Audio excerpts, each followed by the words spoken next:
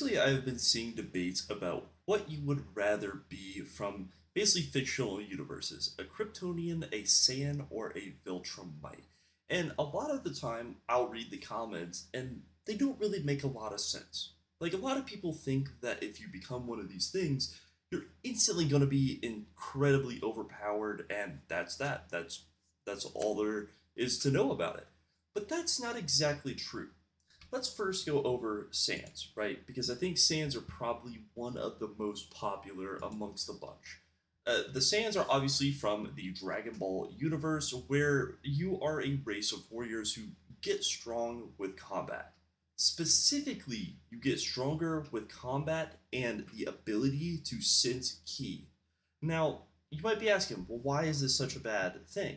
If you are overall just going to get stronger over the course of time. But the truth is you would never get past a certain limit when it comes to being a Saiyan. Because yes, you do have your great ape form if you have the tail of a Saiyan, but most people and most Saiyans through the entire history of Dragon Ball that we have seen cannot actually control their ape form. They just go into ape form, they go berserk, and that is that.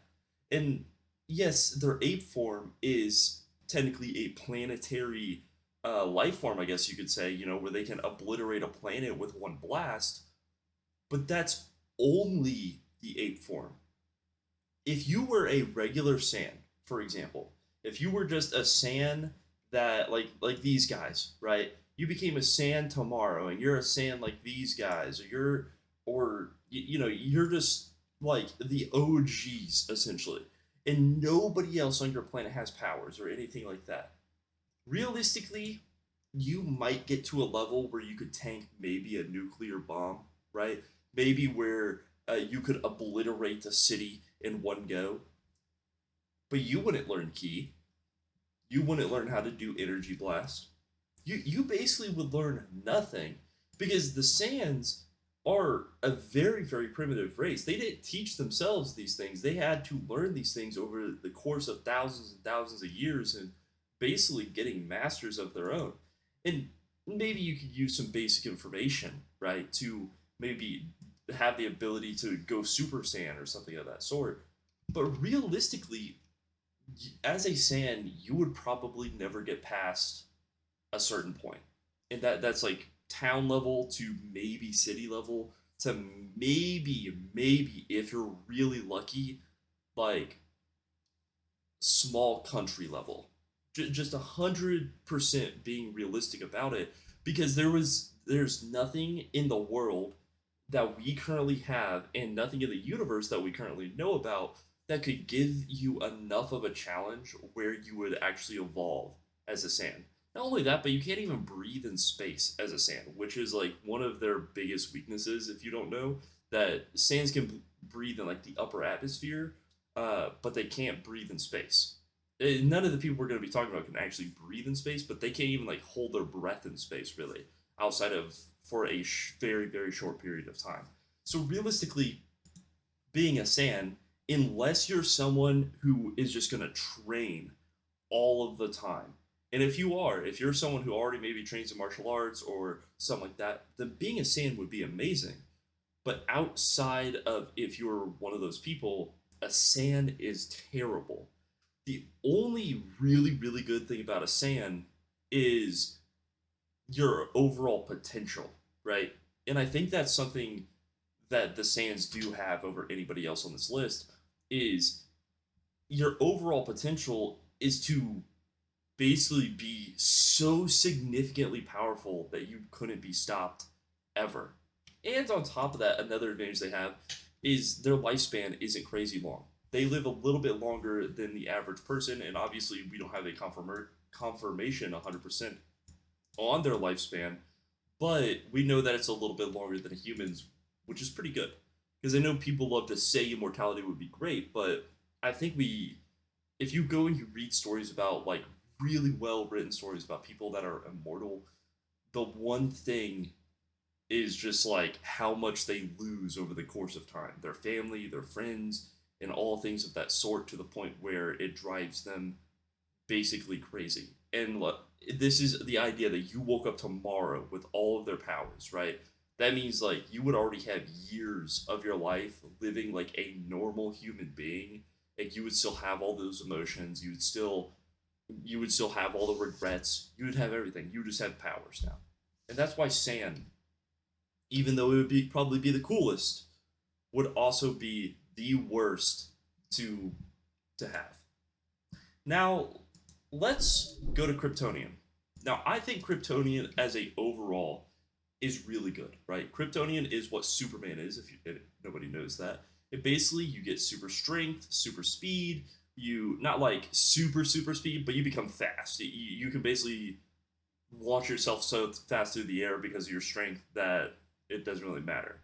So if we know like as a overall, you have kind of the base level of the sand, but then you also get pretty good intelligence. You have almost a photographic memory from our understanding. I mean, they can live so long that these are feats that they would have to have, right?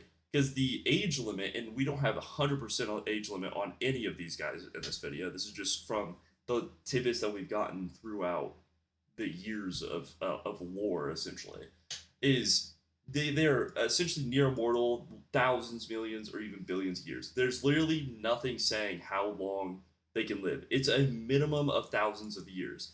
And with a yellow sun, like how our sun is in the sky currently, it makes it where you can live even longer because of the radiation. And that is one reason why Kryptonians is a overall good pick, right? Not because you can live for millions, billions of years. I think that would be absolutely terrible. You'd be the only person after a certain amount of time. If there, let's say, there's no alien life in the universe and there's nothing right else out there besides Earth. After probably about 2,000 years, you would go mentally insane. The, and there'd be no way for anything to damage you. And that's something that a lot of people don't think about is with a Kryptonian, at some point, if there's nothing else out there in any of the universes, at some point you would just be a speck floating through space. You'd never be able to die. You'd infinitely be immortal because you couldn't damage yourself. There would be no weaknesses. So you would legit just be infinitely floating in space because there's nothing also showing that as as Kryptonian is that you need to eat or anything like that. There's no evidence of that. And then maybe if that is the case, that's like your only out. And on top of that, being Kryptonian, which if you're a super hardcore Superman fan, you probably know this, but with Superman, it took him 18 to 20 years to even absorb enough radiation from the sun to fuel his Kryptonian powers before he actually started to become very strong. Like from a young age, like yes, he was still able to do basic things like lift a tractor, tank a car, run incredibly fast. 100%, he was able to do these things, but it took him, 18 to 20 years until he got to the point where, like, he's world level. So if you woke up tomorrow and you're a Kryptonian, you would essentially be a baby Kryptonian. You would be maybe slightly stronger than what you are currently, like in current day. And then in about a year or two, you would be basically the same strength as like a bodybuilder, essentially. And this is all without working out or anything too, because we've never seen that. We've never really seen Superman have the need to work out, so we don't know if he gets stronger if he trains or anything. We just know he does get stronger, kind of similarly to Viltrumites, not only as he ages, but he also gets stronger the more radiation he absorbs, which is more on point of like his aging factor, right? So even with the current like ozone layers and stuff like that, it would probably still take you 4+ years to reach Superman's actual strength. And when I say his actual strength, I mean, the strength to be able to borderline fly through space, lay in the sun, and soak up its all of its natural radiation to heal you to maximum, or to be able to fly through the planet's core if you so desire to, or to fly so fast that you could potentially like turn back time, like faster than the speed of light. It would take you years. It just 100% would. Now, it's not that it's an overall bad choice. I just think that negatives outweigh the positives when it comes to being Kryptonian, right? Like that's the big issue is Kryptonians as a overall are very powerful when they're like soaking up the radiation and everything, but you would have to wait. Like you basically have to keep being a normal Joe for years, and I just think that sucks. And now we get into the last one, which is Viltrumites. Viltrumites now, obviously, everybody has probably been watching Invincible if you are really big onto comic books or something like that. But Viltrumites are probably one of the better ones when it comes to overall survivability, actual use of powers, and all of those things essentially. And that's just how I view it. Because yes, they have the same basic feats of they are naturally strong and so on and so forth. They're naturally strong. They basically everything physical is so enhanced to a different level with a Viltrumite. And then they have like their one off power, which is the ability to essentially take any piece of air and turn it temporarily into a solid object so they can use it to propel themselves through space.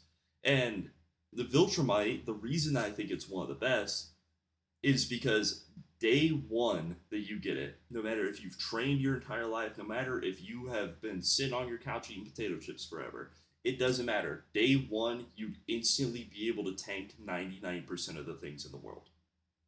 And that's what a lot of people don't think about is that realistically, Viltrumites, their progression is so fast that by the time 2 to 3 years passes, you nothing on our planet would be able to even touch you, not even graze you, even slightly, and that's something crazy to think about. That basically within 10 years, unless there's some alien forces out there that are mechanically stronger than Viltrumites that are alive today, essentially, there is nothing at all that could stop a Viltrumite once you're like a year or two into having your powers. And it's not saying that Viltrumites overall are weaker than Kryptonians or Saiyans.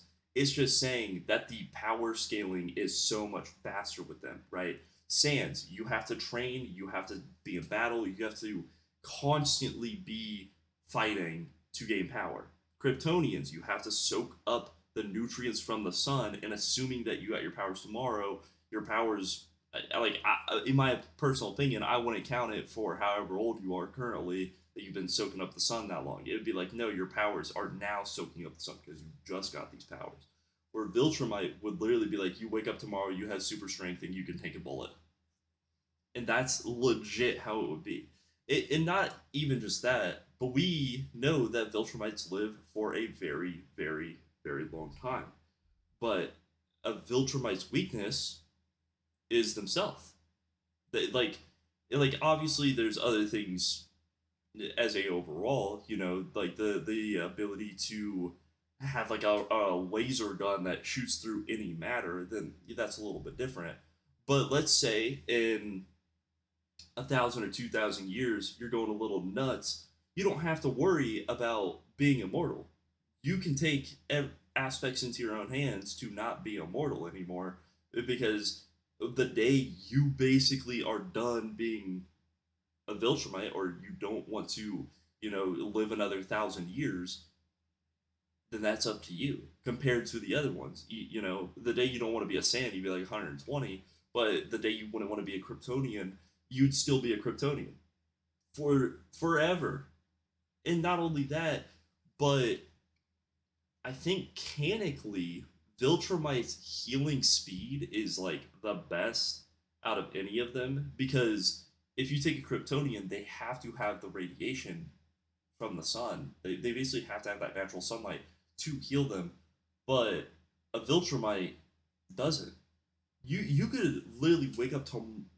This is the biggest argument I have, right, for Viltrumite over anything, is there is physically nothing that could stop you within 6 months. 6 months of you having your power, there's nothing that would stop you. And all of their powers are a very, very, very basic concept you don't have to learn how to do, right? Where if you're a fan of Superman, for example, a lot of the things Superman learned how to do was because he had like basically the video files from his dad. Now, this isn't every variation of Superman, there is different variations, but I'm just saying in general, a lot of it was from variations where his dad sent voice messages or he had, the his like Kryptonian AI robot essentially that was able to explain things to him. And it's the same things with Saiyans. Saiyans naturally, like they might naturally have a lot more ability to sense ki, I guess is the way to put it, but they still had to be taught. Like Saiyans are masters of martial arts. They had to learn how to do martial arts. They have to be in constant combat, and they have to learn how to do like ki blasts and all those things as well. It's not just something they wake up knowing. Where Viltrumite, it's like, oh, I'm strong. I'm strong. I live forever. I can tank a bullet. Oh, I can take a nuclear bomb. Oh, the only thing I can't tank is antimatter rays. So basically, a black hole is your worst enemy as a Viltrumite if you woke up with it tomorrow. And that's why I think that Viltrumite wins at the end of the day. But what do you guys think? Who would you choose personally? Would you choose a Viltrumite, a Saiyan, or would you choose to be a Kryptonian? Let me know. I am interested to see the difference, but this is just my argument against it. Because I think it's a interesting argument, and this is the first time where I don't feel like power scaling really matters for what you want to be or something like that because they're all so similar. It's really just about what do you think you could realistically achieve and which one you realistically would want to actually be in like 1,000 years, Because that's what you're saying. In 1,000 years, are you going to go crazy? In in 1 billion years, you're gonna be floating through space, and I think that's why being a Kryptonian is scary. But thank you guys for watching. And yeah, I hope everybody's enjoying the new Invincible season. It's really good. Definitely check it out if you haven't watched it, and have a wonderful night. Peace.